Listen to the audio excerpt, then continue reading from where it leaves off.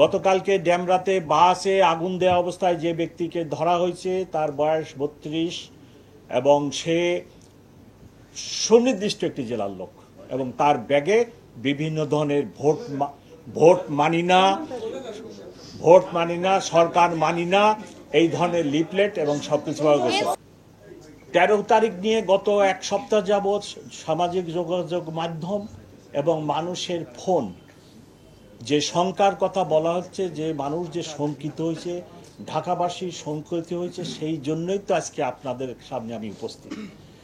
আশঙ্কিত হওয়ার কোনো কারণ নেই। একটি দুটি ককটেল মোটর বাইকে মেরে তারা দ্রুত পালিয়ে যায়। গতকালকে আমরা বাসে আগুন দেওয়ার সময় ড্যামরাতে একজনকে হাতে নাতে ধরি। আমি আশা করতেছি অনতিবিলম্বেই আমরা এই যে মোটর বাইকে ককটেল ছুঁড়ে পালায়ে যায়, পালানরত অবস্থায় ধরে ফেলবো ইনশাল্লাহ।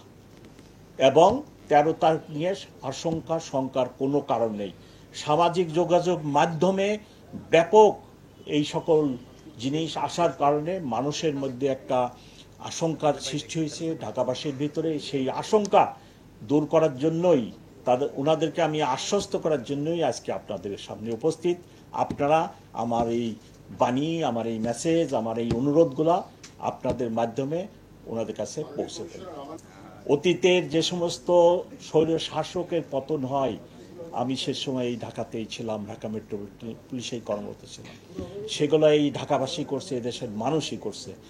এই নাশকতার কর্মকাণ্ডকেও তারাই রুখে দিবে এবং আমরা Dhaka metropolitan police, Bangladesh army, BGB, অন্যান্য এজেন্সি সবাই সম্মিলিতভাবে এটাকে রুখে দেব ইনশাল্লাহ। ভয়ের কোনো কারণ নেই, আমি আপনাদেরকে আশ্বস্ত করতেছি। হাইকোর্ট তো মানুষের জন্য, মানুষের বিচার পাওয়ার জন্য হাইকোর্ট। সো মানুষ তো সেখানে যাবেই।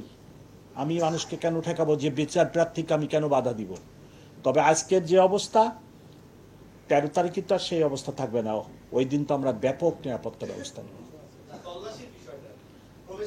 ওই দিন আমরা ব্যাপক নিরাপত্তা ব্যবস্থা নেব। কিন্তু হাইকোর্ট, সম্মানিত হাইকোর্ট, সুপ্রিম কোর্ট, বিচারালয়গুলো তো মানুষ বিচার প্রার্থীরা যায় সেখানে। আমি তো এমন কোনো কিছু করতে যাই না সে একটা হ্যারাসমেন্ট, হয়রানির শিকার হয়, সেটাও আমাদেরকে দেখতে হয়। অনেক নিষিদ্ধ ঘোষিত দলের অনেক পদবিধারী লোককে আমরা অ্যারেস্ট করছি। আপনারা জানেন মাসখানেক আগে আনন্দ সিনেমা হল, খামার বাড়ি, পান্থপথ, শেষ ভবন, এখানে আমরা একদিনে 144 জনকে অ্যারেস্ট করি এবং অ্যারেস্ট অব্যাহত আছে।